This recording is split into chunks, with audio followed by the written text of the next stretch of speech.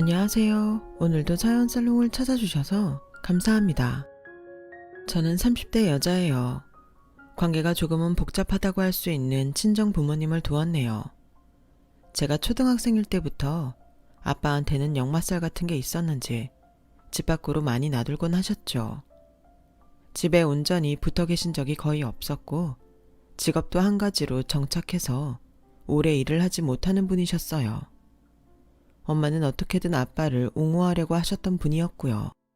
늘 가장의 무게를 지며 일을 하셨던 엄마는 공장을 전전하시다가 지인분의 소개로 반찬가게에서 일을 시작했어요.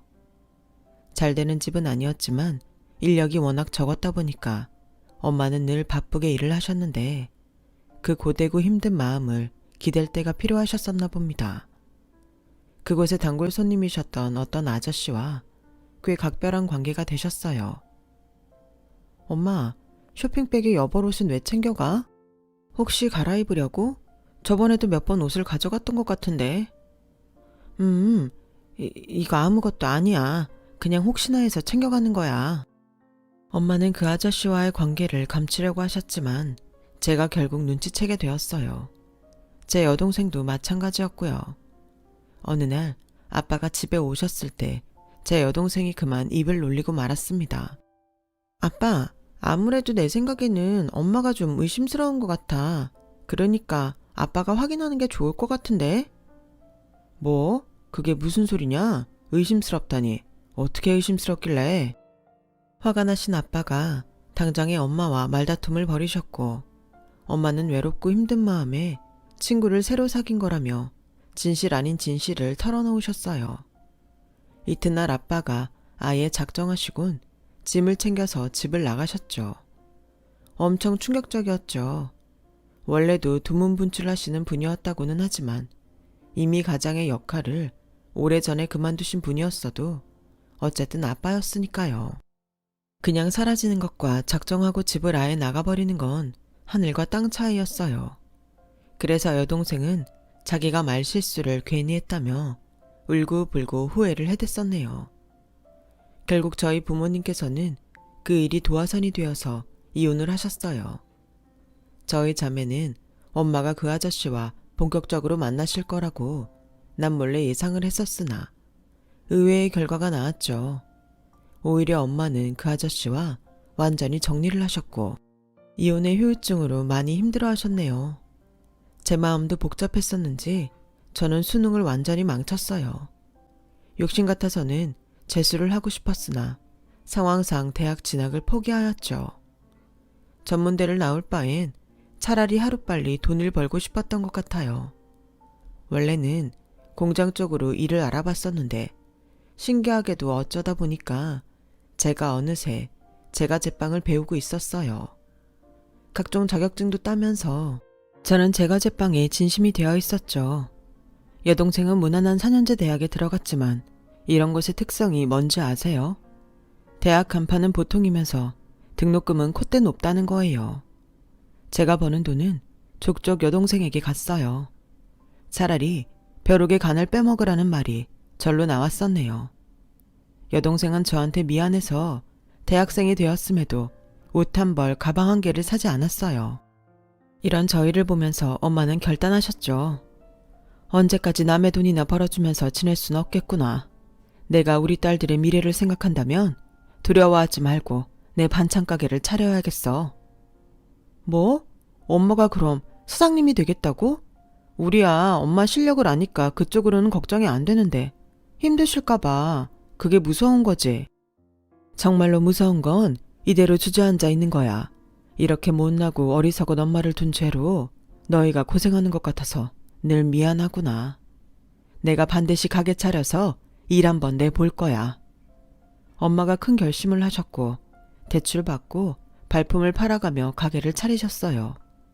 수면 시간을 극단적으로 줄여가면서까지 엄마는 반찬 가게에 모든 걸 쏟아 부으셨죠. 여동생이 틈나는 대로 일손을 거들었고요. 초반에는 장사가 거의 안 됐어요. 하지만 정성은 통하는 법이라고 하던가요. 3개월이 지나면서부터 단골들이 생겨났어요. 예약 주문을 하는 손님들도 생겼단다. 내가 이렇게 남한테 인정을 받는 날이 오다니 우리 딸들에게 조금이나마 면이 선 듯 싶구나. 만약 너희 아빠도 함께였다면 분명 기뻐했겠지. 가게의 상승세에 엄마는 무척 반색하셨으나 한편으로는 아빠 생각으로 조금은 힘들어하시는 모습도 보였어요. 지나간 일에 대한 후회나 아쉬움이었겠죠. 반찬 가게의 선전으로 저는 전보다 더욱 집중하며 제 꿈을 향해 나아갔죠. 그러던 중에 만나 결혼까지 가게 된 인연이 있었어요. 정말 우연히 다리가 놓아져서 안면을 트게 된 사이였는데 만나다 보니까 친해졌고 사귀게 되었어요. 그러다가 나중에는 결혼 얘기까지 나왔던 것이고요. 이 과정이 결코 녹록하지는 않았답니다. 제 배경은 별로였지만 남편은 의사였으니까요. 처음 만났을 때 남편이 의대생이었는데 공부와 씨름해 가며 지내던 때에 제가 옆에 있어줘서 당시 남편한테는 큰 위안이 되었다네요. 먼저 사귀자 한 것도 결혼 얘기를 꺼낸 것도 남편이었어요. 저는 서로 스펙 차이가 심한 것 같다는 생각에 부담이 들어서 제 마음을 적극적으로 표현해 본 적은 없었으나 저도 남편이 좋았죠.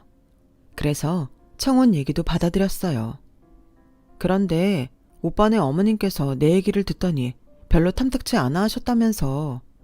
결혼 반대하실 텐데 정말 괜찮겠어? 우리 엄마는 내 말이라면 꿈뻑 죽는 사람이야. 걱정하지 마. 왠지 찜찜하긴 했으나 남편이 장담을 하는 모습에 알겠다고 했어요. 저도 엄마에게 결혼 얘기를 꺼냈죠. 네가 기어이 그 의사된 남자친구랑 결혼을 하겠다고? 엄마는 왠지 내키지 않아 하시는 듯 했어요.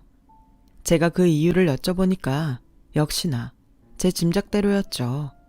상대 집안이 저희보다 훨씬 형편이 좋은 데다가 의사인 장남을 웬만한 여자에게는 갖다 붙이지 않을 거라는 게 엄마의 생각이었어요.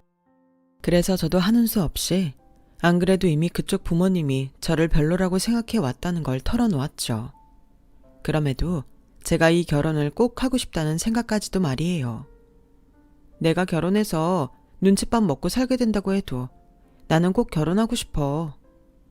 제가 눈물까지 글썽이는 모습에 엄마는 끝내 결혼을 허락해 주셨어요.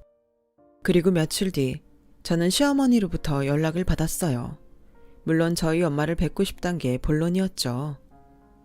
두 분이 이혼하셔서 어차피 아버지는 안 계시잖아. 어머니 쪽만 배워야지. 맞는 사실인데 그때 시어머니께서 그렇게 말씀하실 때 왠지 제 마음이 싸했었네요. 저는 엄마를 시어머니와 독대하게 만들 순 없어서 같이 배웠어요. 반찬 가게에 가까운 카페였죠.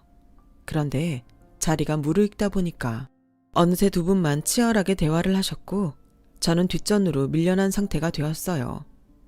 저희 아들이 하도 결혼하고 싶다고 노래를 불러대니까 저희 남편도 슬슬 마음을 바꾸고는 있는데요. 그렇다고 해서 안심하고 계실까봐 제가 걱정이 돼서 직접 찾아뵙게 됐어요.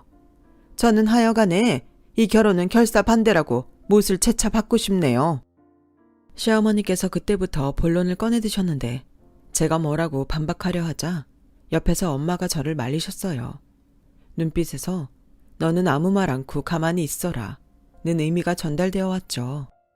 제가 저희 딸애한테서 들은 이야기가 있기 때문에 이 결혼을 진작 반대하고 계신다는 그 입장을 알고는 있습니다만 그 이유를 제가 따로 여쭈어도 될까요? 이 이유를 따로 알려드려야만 아실 수 있나 보죠? 저희 쪽이 너무 손해보는 결혼이니까 그렇죠. 저희 아들은 무려 의사인데 그쪽 따님은 빵이나 만들고 있잖아요. 그것도 고졸 신분으로. 애들이 좋다는데 저희가 설왕설래해봤자 무슨 소용이 있나요? 어엿한 사회인들이고 엄연한 성인들입니다. 자기들 의지대로 결혼할 수 있는 저희 자식들이잖아요. 그 생각을 저희가 먼저 존중해주는 게 옳죠. 이보세요. 저는 말이죠. 고작 고졸 며느리를 보기 위해서 제 아들을 귀한 의사로 키워낸 게 아니에요. 사귀는 것까진 자기들 마음대로 하라 그래요. 하지만 결혼은 아니죠. 저는 딸애가 원하는 길이라면 응원해주고 싶어요. 딸애는 지금 자기 일에 자부심을 가지고 열심히 하는 중이고요. 실력도 있어요. 고졸이라고 섣불리 얕잡아보지 말아주세요. 제가 허심탄회하게 그런 말씀을 드려볼게요. 저는 이왕이면 며느리 덕을 보는 시어머니가 되고 싶어요. 내 아들 그렇게 잘 키워놨으니 그 정도 호사는 누려도 된다고 생각하거든요. 그런데 저희 집안보다 형편이 기우는 집안의 장녀라니, 고졸이라니 제가 안 속상하겠어요? 아시겠지만 저는 반찬 가게를 운영 중에 있는데요. 매일 잘 될 수가 없기 때문에 때로는 힘들기도 하지만 잘 벌어 먹고 사는 것은 사실입니다. 금전적으로 현재 전혀 어렵지 않고요. 저는 사위 덕 보려는 욕심이 조금도 없습니다. 제 생각은 이러하니 며느리로 호사를 누리고 싶어 하시는 그 마음을 조금은 눌러주실 수 없을까요? 딸애를 아끼고 위하는 마음으로 이러는 저의 심정도 헤아려 주세요. 아니, 뭐 그렇게까지 말씀을. 엄마는 낯빛 하나 안 바꾸신 채로 차분하게 말씀을 이어가셨고 결국 시어머니께서는 할 말을 잃어버리셨죠. 저는 엄마 옆에서 내내 울음을 참느라 힘이 들었어요. 입을 떼는 순간 눈물이 나올 것 같아서 차마 대화에 끼어들지도 못한 채 그렇게 있었네요. 결국 시어머니께서는 소득 없이 일어나셨고 저를 흘끗 보시면서 안 그렇게들 생겨가지고 키가 참 세네. 이런 말씀을 남기신 채 자리를 뜨셨답니다. 그건 패배 선언이었어요. 왜냐하면 그 이후로 빠르게 결혼이 진행되었거든요. 엄마, 정말 고마워요. 앞으로 잘 살게. 제가 욕심낸 결혼 때문에 엄마가 고생하신 것 같아서 마음이 쓰라렸어요. 그러나 당시에는 솔직히 말해서 설렘과 행복이 더 앞섰던 게 사실이네요. 해냈다라는 생각만 컸었으니까요. 시어머니께서는 끝까지 저를 당신의 며느리로 들이기 싫어하셨으나 남편이 워낙 완강했기 때문에 결국 결혼이 성사됐어요. 시아버지께서는 크게 관여를 안 하고 싶어 하셨고요. 신혼집은 남편의 병원이랑 제 직장의 동선을 고려해서 전셋집으로 구했어요. 친정이나 시댁하고는 거리가 좀 됐고요. 근데 공교롭게도 엄마의 반찬 가게가 시댁이랑 별로 멀지 않은 거리였더군요. 저는 결혼하고 난 뒤에 직장에서 더욱 바빠졌으나 집안일엔 소홀하지 않았어요. 작업장을 청결하게 하는 습관을 들여서 그런지 바쁘고 피곤한 와중에도 늘 신혼집을 깨끗하게 관리하였어요. 부엌이며 화장실까지 싹 다 물때 하나 끼는 법이 없었죠. 반면에 남편은 워낙 병원 일로 바쁜 사람이었고 집에서는 오롯이 피로를 푸는 것에만 집중하였으므로 집안일에는 일체 손 하나 까딱 안 했고요. 잠만 잘 자고 밥만 잘 먹으면 됐었죠. 어쨌든 저희끼리 잘 살고 있으니까 저는 그걸로 다 된 줄 알았어요. 하지만 시어머니라는 존재가 있었죠. 도대체 저녁 식사 시간을 못 맞춘다는 게 말이나 되니? 어머님, 제가 근무 시간이 현재 고정이 아니라서요. 그리고 내일 같은 경우에는 새벽 일찍 출근을 해야 해서 오늘은 저녁 8시 전에 잘 예정이에요. 얘가 지난번에도 그 핑계 대더니 오늘도 똑같은 소리를 하는구나. 잠깐, 그러면 너는 내 아들 내팽개치고 너 하고 싶은 일 따라서 계속 그렇게 지내고 있었다는 얘기야? 새벽에도 사람 자고 있는데 막 출근 준비하고? 새벽 도중에 나갈 때는 제가 씻는 것도 정말 조심해서 조용히 씻고 출근해요. 충분히 신경 쓰고 있습니다. 말하는 소리 들어보니까 영 못 믿어온데 너 혹시 내 아들 밥도 매번 안 차려주는 거니? 냉장고에 반찬이 항상 많아요. 저희 친정 엄마께서 반찬 가게를 하시잖아요. 거기서 요즘에는 반찬 받아서 먹는지라 저희 잘 먹고 있습니다.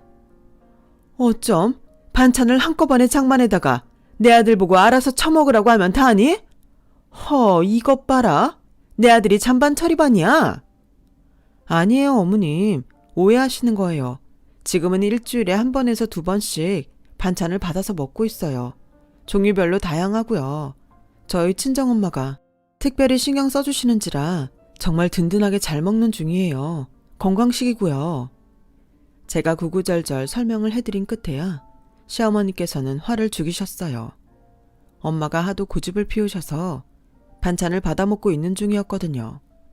남편이 저희 엄마표 반찬들을 너무 좋아하는 바람에 저는 이제 안 받아 먹겠다고 엄마한테 말씀을 드릴 수도 없는 노릇이었네요. 특히나 저나 남편이나 바쁜 시기를 그때 보내고 있었는데 직접 요리할 여력이 부족했으니까요. 그 후로 시어머니께서 저한테 엄마의 반찬 가게에 대해서 물어보셨고 저는 성의껏 답변을 해드렸었죠. 그런데 이게 저의 실수였던 거예요. 몇 달 뒤였어요. 병원 동료가 선물로 건강즙을 돌렸다면서 남편이 그걸 시댁에 갖다 드리라고 저한테 시켰어요. 근데 오빠, 저번에도 두부만 챙겨드렸는데? 그래서 무슨 말을 하고 싶은 건데? 나는 그냥 우리 엄마도 있다고. 장모님께서는 반찬 만드시느라 다양한 음식을 맛보시잖아. 건강관리 어련히 알아서 하시겠지. 저는 황당한 의견에 섭섭했죠. 제 친정만 등한시되는 거 느껴왔으니까요. 결혼 후에 느낀 점은 제가 철저히 을이라는 사실이었어요. 아무 말 못하고 결국 시댁에 그 건강즙을 갖다 드리러 간 날에 제가 봐버렸던 거예요. 저희 엄마가 시댁에 계시는 모습을요. 정확히는 시댁 앞이라고 해야겠네요.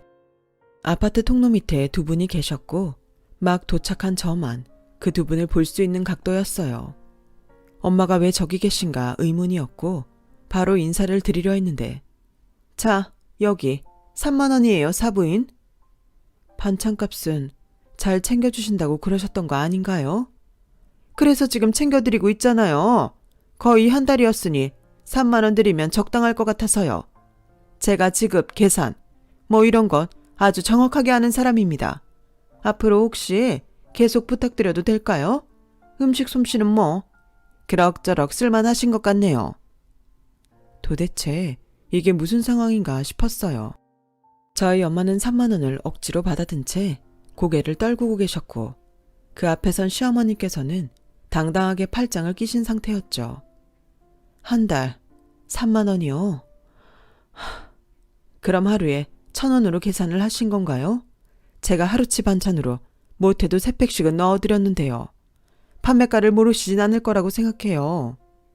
어머, 사부인, 융통성 없게 왜 이러세요? 어차피 가게에 늘 있는 반찬들이잖아요. 제가 어떻게 보면 처리하는 걸 도와드리는 셈인 거죠. 하지만 사돈 사이에 무상으로 이런저런 거 오가는 게 보기 좋을 것 같지는 않아서 제가 3만 원 챙겨드린 거고요. 그제야 상황 정리가 되었어요. 시어머니는 저희 엄마에게 매일 반찬을 요구하셨고 그 대가로 꼴랑 한 달 3만 원을 지불하신 거였죠. 그때 제 시야에 들어온 것은 제가 손에 쥐고 있었던 건강즙 쇼핑백이었어요. 남편의 심부름으로 시댁에 전달될 건강즙을 보는데 갑자기 제 마음이 차갑게 식더군요. 이게 다 뭐하는 짓인가 싶었어요. 이렇게까지 해서 영위해야 할 결혼 생활인가? 그만큼 남편을 사랑하나? 질문에 답을 할 자신이 없더군요.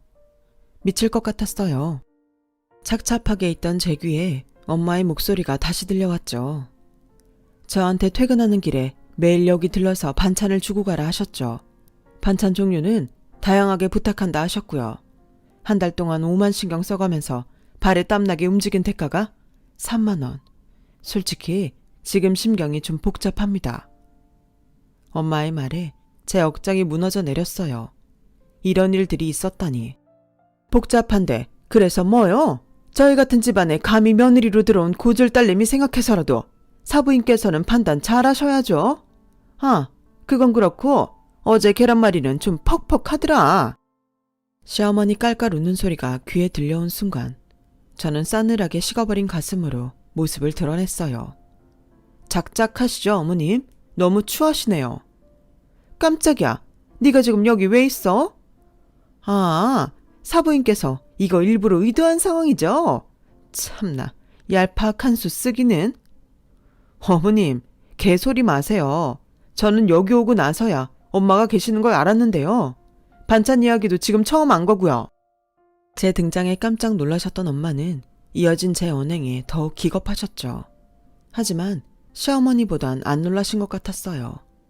저를 보는 시어머니의 안색이 금세 파리해졌으니까요. 너, 니까지게? 나한테 어디 건방지게 말을 그따위로 해대? 머리에 든 것 없고 능력 없는 고졸 주제에 내 잘난 의사 아들 채가니까 아주 기세가 등등한가 보지? 내가 너 이럴 줄 알았지. 근본 하나 없는 못 배운 천한 집안 내가 처음부터 알아봤기에 반대를 했던 건데. 그러게요. 반대를 좀 더 열심히 해주시지. 어머님의 노력이 부족했기 때문에 결국 결혼까지 왔던 거잖아요. 따지고 보면 어머님의 탓이 크네요. 너 아주 미쳤구나. 앞으로 내가 시집살이로 목이 졸려봐야 정신을 차리겠니? 어디 감히 시어머니한테 며느리가? 너 당장 무릎 꿇어. 제가 왜요? 나 이제 그쪽 며느리 안 할 건데? 그쪽은 이제 내 시어머니 아니야. 반찬값도 내기 싫어서 구질구질하게 구는 볼성사 나온 아줌마일 뿐이지. 뭐? 그쪽? 아줌마? 아이고야. 시어머니, 아니 아줌마는 뒷목을 잡고 쓰러지는 신용을 하였고 저는 어리 빠져있는 엄마를 잡아 끌었어요. 엄마, 우리는 이만 가자.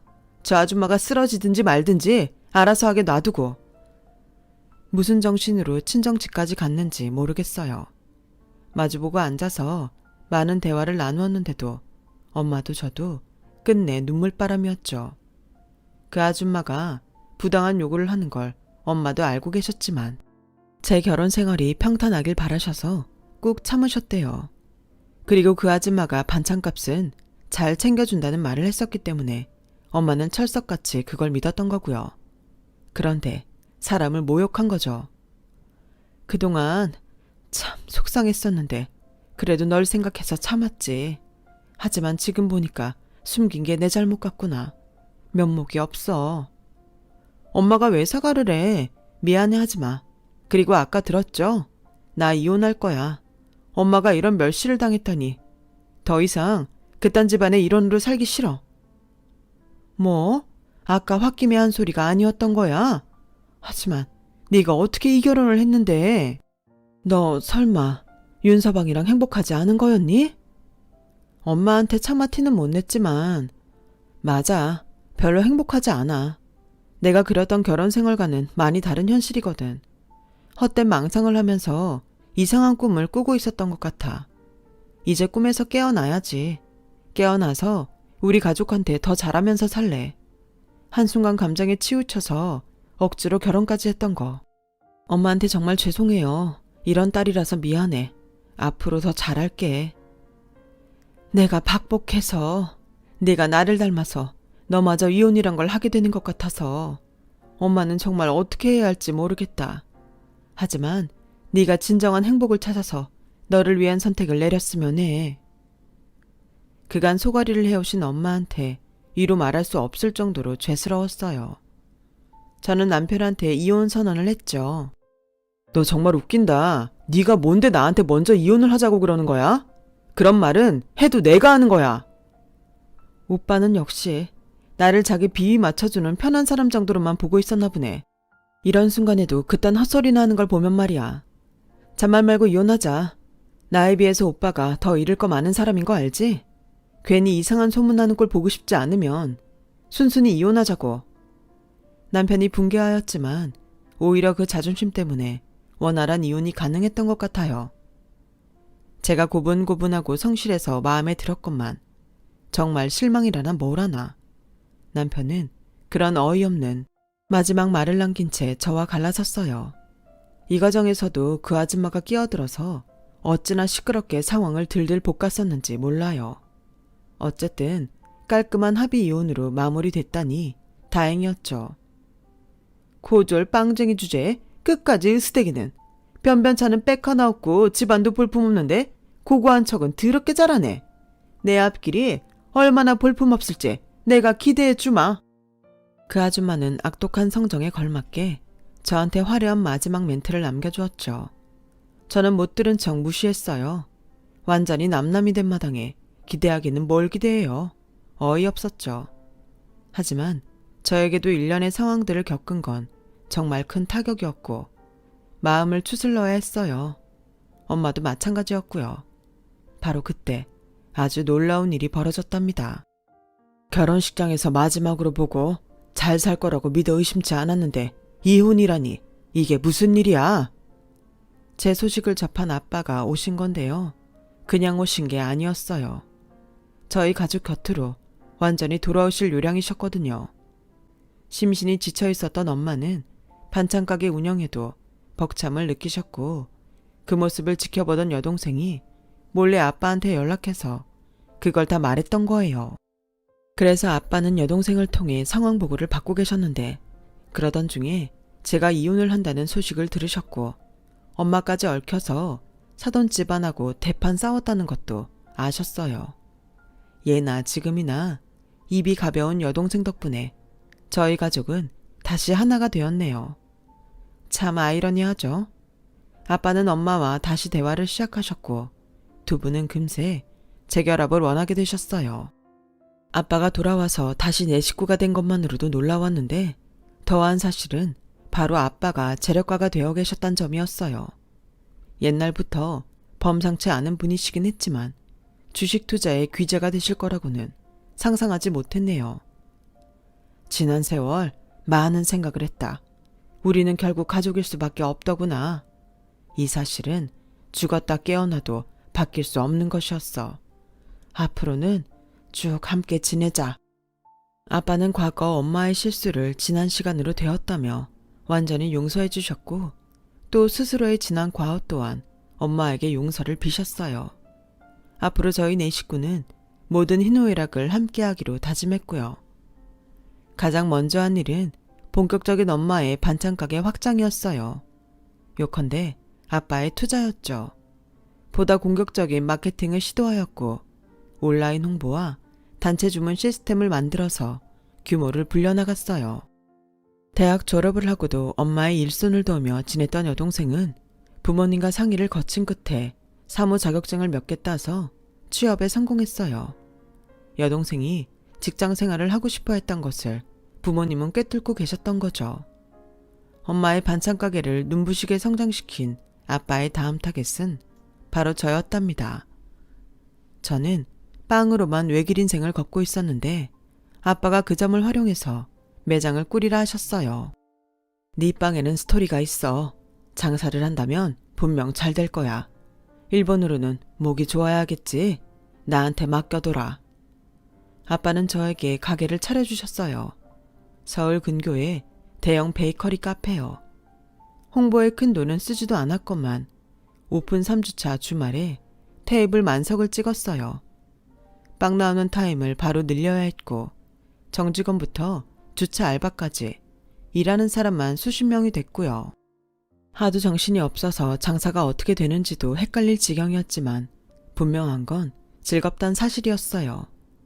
해도 뜨지 않는 새벽에 나와 빵을 준비하면서 하나도 안 피곤하더라고요. 맛있게 먹는 손님들을 보면 마음이 행복했고 이렇게 멋진 공간이 제 가게라는 사실에 가슴이 벅찼어요. 시간이 조금 더 지나자 평일에도 피크타임이면 테이블이 꽉 찰 정도가 되었고요. 그러던 어느 날 정말 아무 생각 없이 바쁜 매장을 점검할까 싶어서 홀을 돌고 있었어요. 셀프바에 냅킨이 하나도 없어서 손님들이 불평하고 있길래 제가 얼른 채워넣는 와중에 요즘 제일 잘 나간다는 신상 카페는 다르다 달라. 무슨 이 시간에 젊은 애들이 이렇게나 많아? 다들 일도 안 하나 봐. 세상에 장사 잘 되는 것 좀 봐. 익숙한 목소리가 들리는 게 아니겠어요? 제가 긴가민가 하면서 냅킨을 채우며 옆쪽을 바라봤어요. 그러자 바로 옆 테이블에 자리 잡고 있는 아주머니 무리가 보였죠. 총 4분이었는데 한 분과는 제가 안면이 있는 사이였어요. 어떻게 알아보지 못할 수가 있겠어요. 그분은 다름 아닌 전 시어머니였으니까요. 제가 너무 기가 막혀서 저도 모르게 헛웃음을 쳤는데 그러자 그쪽에서 저를 쳐다봤어요. 허라? 너 여기서다 보네? 그래, 잘 살고 있었니? 열심히 사는 것 같네? 전 시어머니인 그 아줌마가 저를 발견하자마자 아주 즐겁게 비꼬았죠. 일행분들도 다 저를 주목했고요. 네, 안녕하세요. 오랜만에 뵙네요. 너 여기서 일하나 보구나. 고졸이고 나이 먹더라도 이런 데서는 일을 할 수가 있지. 나쁘지 않은 선택이야. 주제 파악도 잘했네. 그 아줌마가 푸 웃으면서 말을 하자 일행분들은 입모양으로 아, 이혼당한 고졸 며느리? 이런 정보를 주고받으셨어요. 어이가 없더라고요. 거기에 멈추지 않고 그 아줌마는 저한테 직원 아니고 혹시 알바인 건 아니지? 그러면 너무 쪽팔린 건데? 이런 질문을 하며 웃음을 참는 표정을 지었죠. 열받은 제가 냅킨 봉지를 쥐고 그 아줌마를 향해 돌아서려던 순간 사장님 죄송해요. 냅킨 아까 채운다는 걸 깜빡했습니다. 홀을 돌러 나온 직원이 저를 발견하고는 꾸벅 인사를 했어요. 저한테서 냅킨을 받아들곤 재차 죄송하다고 그랬죠. 저는 그 직원에게 냅킨 봉지를 건네면서 아줌마를 쳐다봤어요. 일동 전체 얼음이 되어선 넋이 나가 있었어요. 사장? 에이 설마 네가 여기 사장? 잘 들어놓으시군. 무슨 설마 같은 타령을 하세요? 네, 제가 사장인데요. 아줌마는 얼굴까지 금세 창백해졌어요. 아니 그럴 리가? 네가 대체 무슨 돈이 있어서 이런 위치에 이렇게 큰 가게를? 궁금하세요? 알고 싶으시면 주문부터 하세요. 인당 3만 원 이상씩 구매하시면 알려드릴게요. 뭐? 인당 3만 원? 날강도 아니야? 글쎄요. 한 달 반찬값을 3만 원으로 퉁치는 정신 나간 무례배도 있는데 저 정도면 준수하죠. 안 그래요, 아줌마? 제 말이 끝나자 아줌마는 화딱지가 난 얼굴로 자리에서 일어났고 그 즉시 현기증이 왔는지 휘청거렸어요.